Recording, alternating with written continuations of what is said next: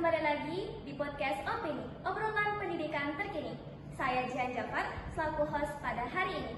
Dan di hari ini, kita kedatangan tamu yang sangat spesial. Seorang penulis berbakat yang pernah lolos ke tahap 2 pada ajang fiksi bergengsi. Mari kita sambut Kak Gian Purnama. Hai Sobat Marisapa, perkenalkan saya Gian Purnama. Saya salah satu peserta yang lolos ke tahap 2 pada ajang lomba fiksi tahun 2024. Senang banget bisa diundang di podcast hari ini. Kami juga senang banget bisa ngobrol bareng kamu di podcast kali ini, Kak. Sebagai pembuka, bisa diceritakan sedikit tentang karya yang membawa kamu lolos ke tahap 2 pada ajang fiksi bergengsi?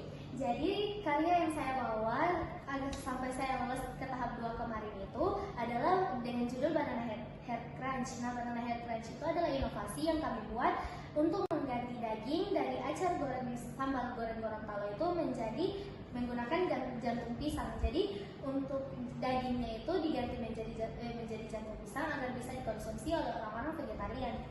Wah, menarik banget ya teman-teman. Apa yang menginspirasi kamu menulis karya tersebut, Kak? Apakah terinspirasi dari buku, film, atau kejadian tertentu? Jadi yang menginspirasi kami itu saat pengambilan ide waktu itu kami bersama guru pembimbing yaitu Ibu Indi dan partner saya Keisha Salsabila Laba.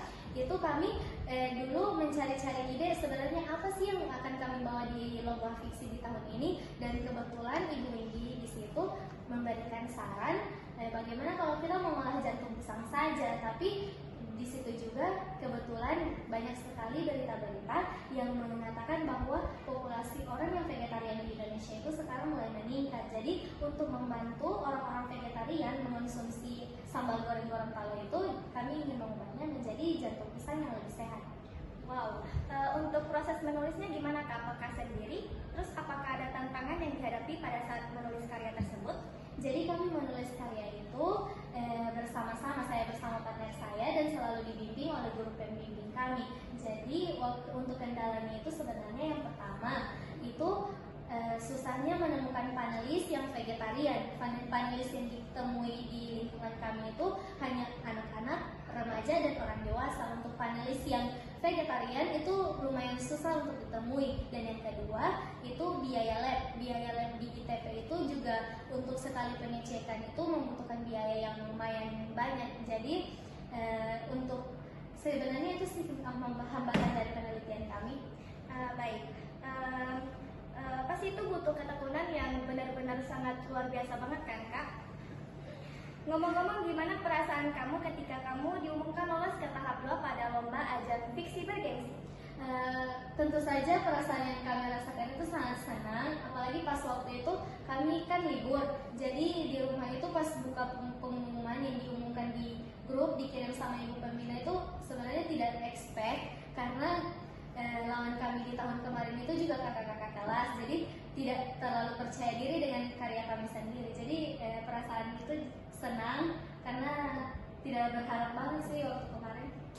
Oke, keren banget. Lalu setelah lolos ke tahap 2, apakah ada rencana untuk ke depan? Apakah ingin menerbitkan buku atau ingin membuat karya tulis lainnya?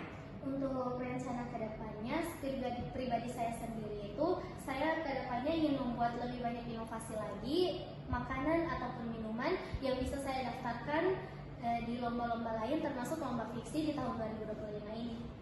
Itu ambisi yang sangat-sangat luar biasa. Terakhir, apakah ada pesan untuk pendengar kita yang juga ingin menulis dan mungkin ingin ikut di lomba fiksi tersebut? Untuk teman-teman di luar sana yang ingin mencoba menulis karya tulis ilmiah dan juga untuk mencoba mendaftar di lomba fiksi, tetap semangat, terus percaya diri dengan apa yang kalian buat, dan percaya saja bahwa kemampuan di diri kalian itu juga bisa menandingi orang lain. Oke, teman-teman, pesan yang benar-benar sangat luar biasa dari Kak Gian Purnama. Baik, terima kasih untuk Kak Gian Purnama sudah mampir di podcast Opini. Semoga sukses terus dalam karirnya.